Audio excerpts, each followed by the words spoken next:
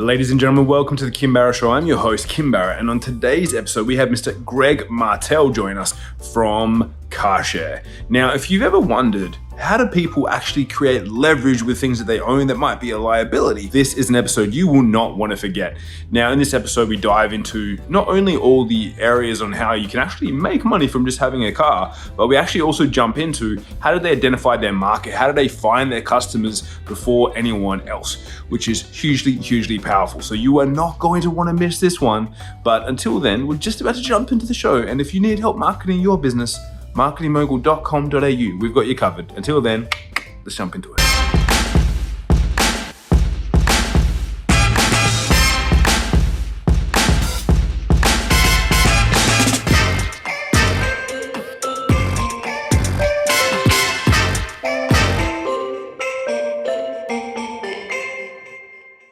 Greg, thank you so much for joining us today. I appreciate you making the time. Thanks for having me. Absolute pleasure. Now, I always like to start the podcast the same way every time, which is, Greg, if I met you at a party and we were chatting and I said, what is it that you actually do? What's your go-to answer? My go-to answer would be we're providing another way for Americans and Canadians and Europeans down the road to have another income stream that they don't have right now that is a liability. So we basically create a platform for people to take a liability and turn it into an income stream. So we basically teach people that you have in your driveway what you basically up to $1,000 to $3,000 or $4,000 a month of revenue sitting there. So I think our added value to people is just teaching them that they could use some of the tools they have right now to be able to have more financial freedom. I love that. And so for the listeners, when obviously they would have picked up a little bit about what you do in the introduction, but let's unpack that a little bit, because what you guys are doing is it seems like you're kind of taking the best of a whole lot of worlds and meshing it all together. Do you want to unpack that a little bit for us? And how did you come up with the idea? Yeah. So I've been in the mortgage industry for almost 20 years now. So understanding people's financial situations and understanding, when people are trying to approve for their first home or their second or third home, and they don't qualify quite for the mortgage that they want to have for their dream home, and they have a massive car payment of $700 a month, or collectively between two people could be up to $1,800 a month is the average U.S. household for car payments. It's just under $1,800 a month. So teaching people how to be able to take the ability of a vehicle that sits 22, 23 hours a day in the driver at work and make it work for you while it's just, instead of just sitting there, it could be rented for an hour or 2 or 3 during the day while you're at work. It could be rented at night by an Uber driver, whatever that is. And your car could be working for you, making the mortgage payment for you, or actually paying itself off at least, and maybe even paying your rent. I love that. So it's almost like that's why I like it. It was like a super hybrid model of a whole bunch of other ideas out there that no one else has really kind of meshed together well that I've seen. Definitely, obviously over here in Australia, definitely nothing that we've seen like that over here, but even traveling around in the US and Canada also, nothing that I've seen over there. Of recent years, obviously the last 2 years I haven't been anywhere, so haven't been able to tell. But how did you, so once you kind of had that realization they've got this excess that they're paying all the time and they're not really utilizing it.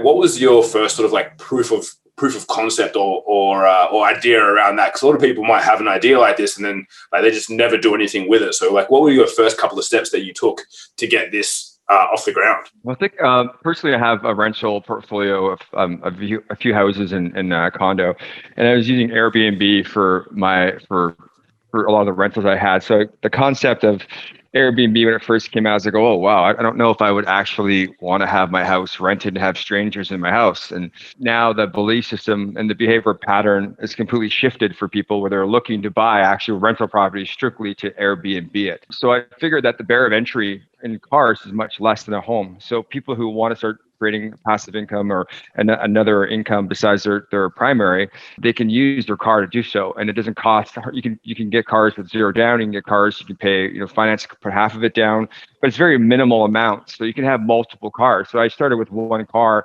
on with 2 or 3 different competitors. And what happened was, how the idea kind of came up was my car got stolen from my house. I just moved into SHAiR in Orange County. Long story short, it was a brand new car, and I lost the money driving it off the lot. which is about 20-25% brand new car, just driving it off the lot. You've lost that kind of that depreciation right off the bat. And then it got stolen. And then what's worse than getting your car stolen is getting your car stolen and then having it come back a day before the threshold of getting paid out and getting it back damaged. So now I have like $30,000 of damage in the car. So I just traded the car back into where I bought it, took the hit, and got another car that was kind of a little bit fancier, put a loan on it. And then I rented it out when I was going back to Canada, and I was leaving it in the US. And the first month I netted $4,000 after my car payment and insurance. I was like, wow. So I did it again. The next month, I should get another car. So then I got an SUV. And I netted like 4,500 and then plus 4,000. So now I was sort of figuring out if I can get an average net income of $2,000 or $3,000 per car and get up to, now I have up to 32 cars. So I'm collecting over $180,000 in gross monthly income on my cars, and net income is right around 80, 90, or 100,000 so a month. So it's the ability to do that, and for someone who wants to still get into their rental portfolio, it's a great way to start saving for a down payment too. So if you want to get a down payment for a house or a rental property, you have to come up with a significant down payment. In Australia, the prices there are still pretty significant where you are. I mean, you have to come up with a large down payment to be able to get a primary residence or even more for a rental property. So to be able to have this little income stream come in on a regular basis, you can get to that goal much quicker than conventional. And so how did you manage, once you started getting people coming in, how did you manage to find people to rent it? What was the strategy that you had to go, well, I've got this car, people need to drive cars. How did you first go about finding the audience? That's a great question. So behavioral pattern of a renter, someone who rents a car, it's very, very easy to have them rent a nicer car through someone else's a peer-to-peer car sharing platform. But the biggest challenge is changing behavioral patterns. So someone's behavioral pattern who owns a car, to make them turn into a host where they want to list their car, that's the behavioral pattern you have to shift. And that takes a lot of time and money. So fortunately, there's other competitors in the industry that have come out more renter face. So they're more of a rent a car company and peer-to-peer, but we're more like host driven and more customer service driven. And we have a lot more value, and we bring a lot more to the table when it comes to authenticating our driver and our host. So we're not getting a lot of insurance claims and damage to the cars. We go through a vigorous point of inspection, background checks, and within seconds, we get that right away for the people. So it happens pretty quickly.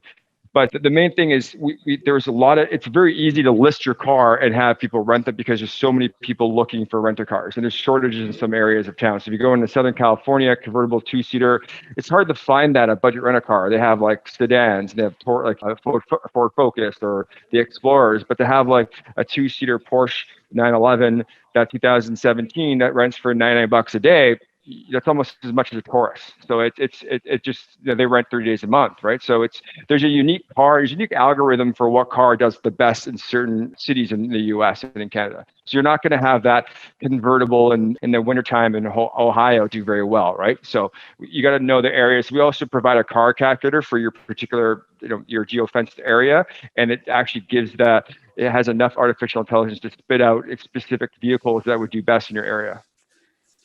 I love that. Yeah, so you're using the technology for the benefit, because I assume if everyone's just as you say, if they've got a car but it's not going to do well in that area, it makes sense obviously to not have that listed versus the convertible in California, which everyone wants. So exactly. for the host, the people that have the vehicles, for them, as you mentioned, so how does the process work? And again, I might be ignorant to this being over here in Australia, not being outside of the country for a year or two, but because obviously Airbnb makes sense. They've got the lockbox on the wall. You go up, you put the PIN combination and you get the key, you're in the house, they have your details, and away you go. How does it work for the cars? So, first, you download the app just like you do with Airbnb, and you get authenticated through the app like Airbnb, and then you have your choice of what vehicles you want to select, what city you're going to. You select the vehicle. Say you're going to Las Vegas, or you're going to Dallas, or you're going to Orange County, or San Diego, or LA. You pick a city. You select the car you want to work with. It tells you what the availability. So if you want to take a Ferrari, you want to take a Ford Explorer, you have the option to pick whichever vehicle you like that's available at that particular time. And then as soon as you get authenticated for that, as soon as you're authenticated, you get to select any car you want. And then as soon as you book the trip, just like Airbnb, the host approves it or gives an auto approval.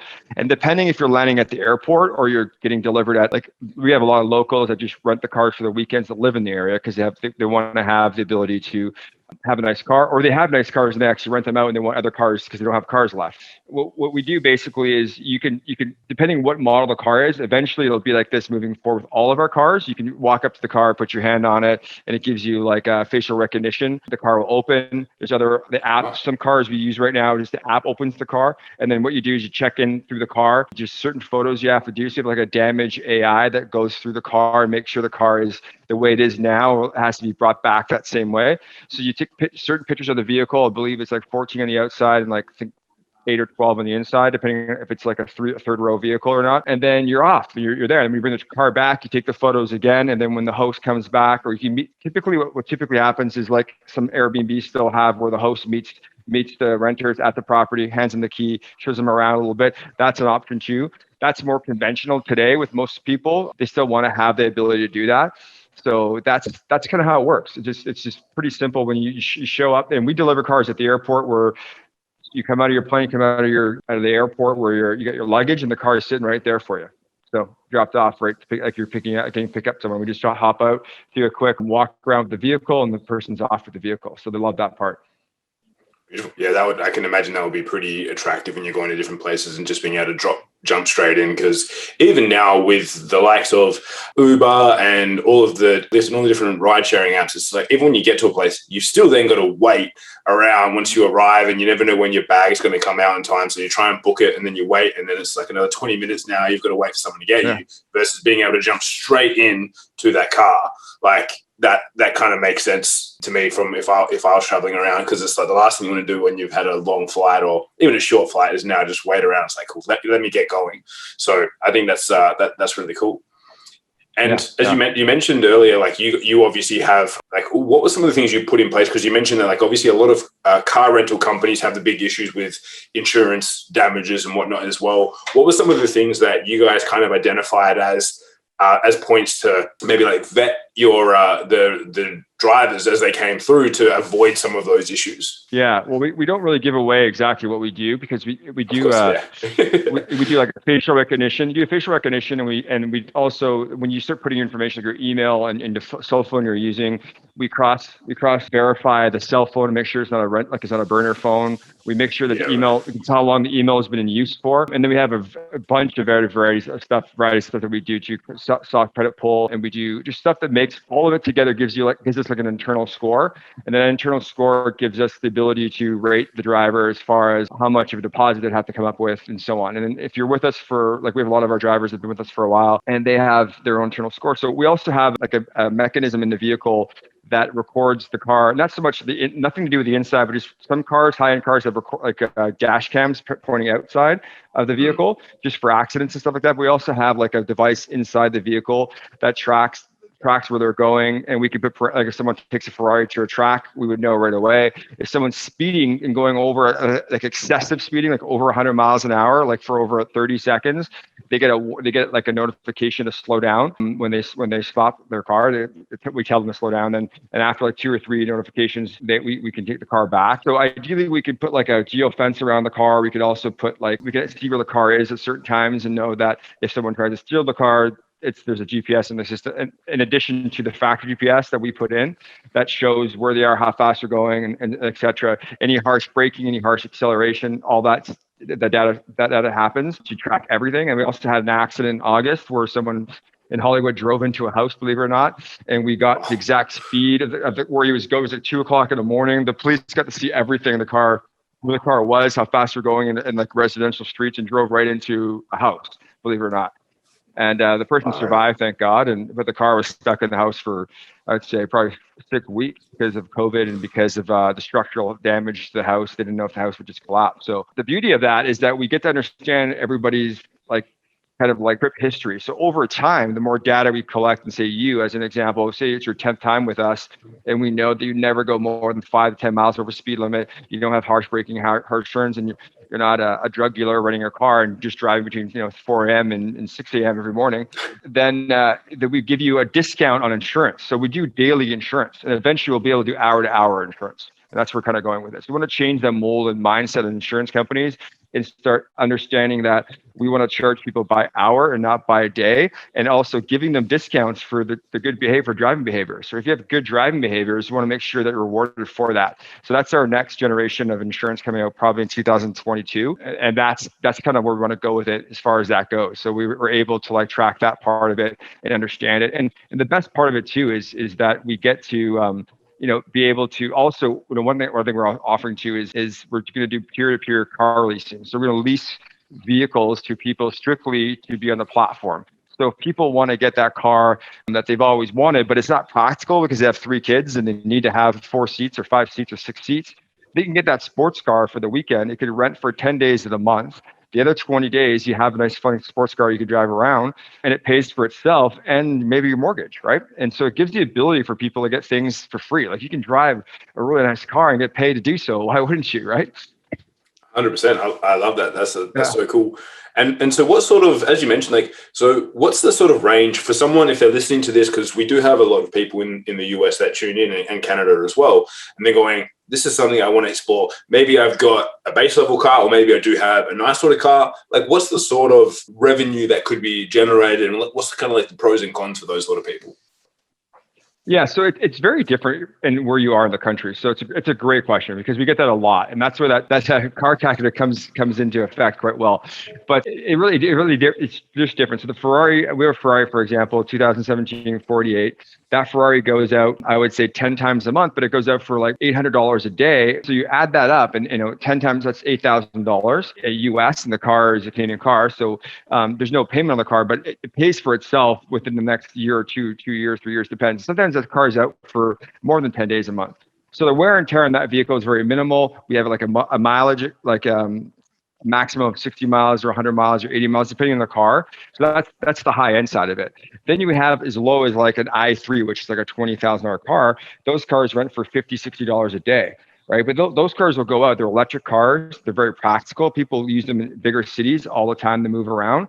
And those cars are going to be more of like cars that we just leave in certain areas. And then people can find those cars on the app and just check in, check out, and move the car to the next location. And it could just be spread out all over because they're not really the high end cars. So they're able to do that. And then the Joe average person that has like a Kias and the Mazdas, they rent anywhere between 80, 90, 100. Sometimes when there's like big conventions coming into town, or there's like a shortage, just the cities right now that have a massive shortage of rental cars. And the reason why, because when COVID hit, a lot of these rental car companies didn't have any renters, their rental cars going out. So what they needed to do was sell these cars. So that they sold these cars at auction. And then now that we're getting back into the market, things are opening back up. They don't have enough cars because no one was building cars either while people were in COVID. So there's a shortage of supply.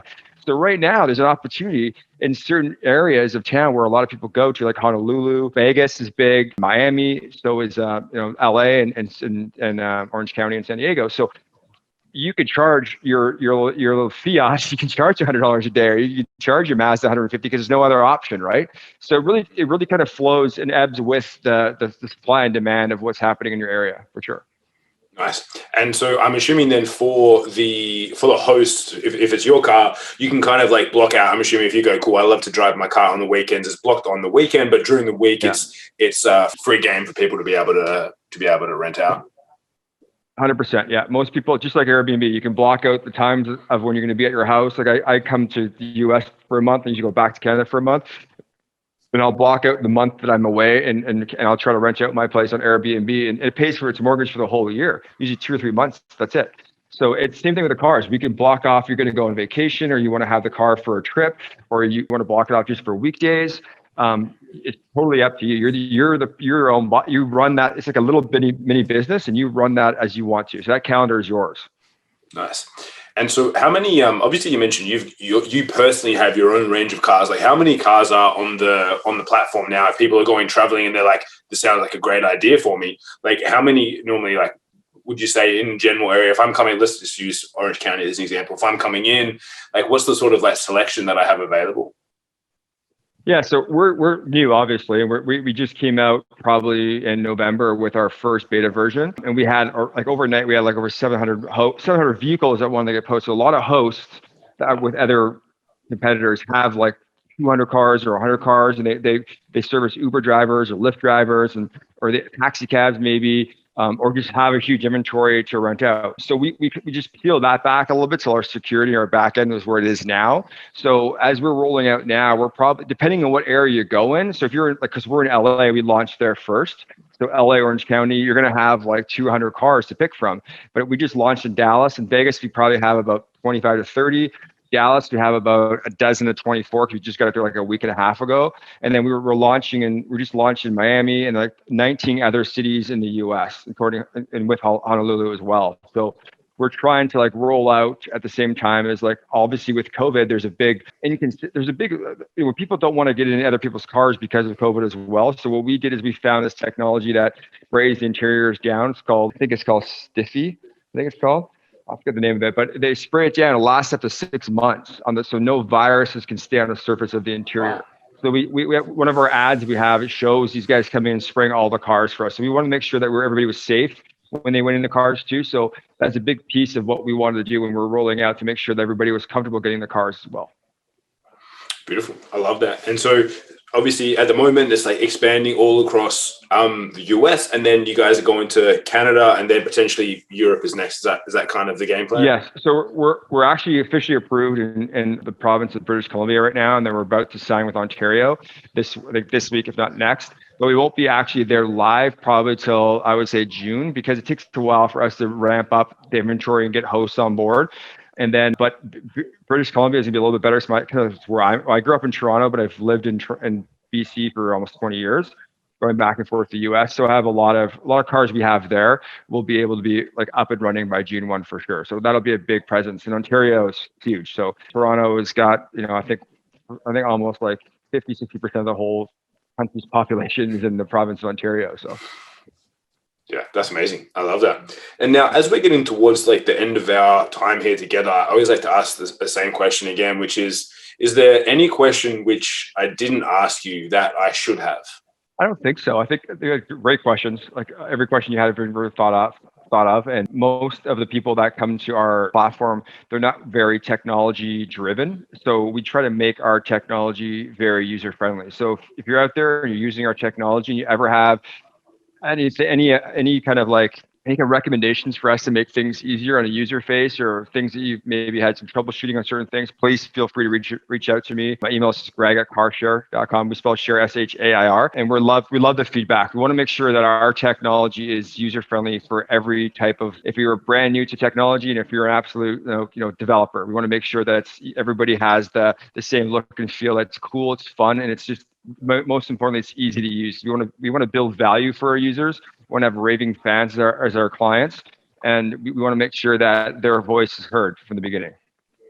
Amazing. And obviously you mentioned the website there. If people are hearing about you online, is there anywhere else where they should go to kind of find out more about what you guys have got going on?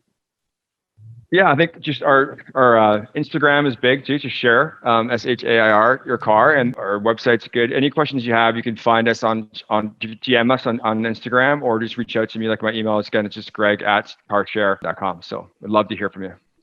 Beautiful. Amazing. So guys, if you know anyone that would be interested in hearing more about this, hearing more about how these guys got started and kind of identified the problem and then managed to overcome it, especially in these crazy times as well. Like, I got to give you guys a big kudos for doing that in the midst of a crazy pandemic going on in the world. Like that's just amazing just to see what you guys have been up to there. So absolutely amazing, guys. Share this episode with someone else that you know could benefit from it. And Greg, again, thank you so much for joining us. Appreciate you making the time.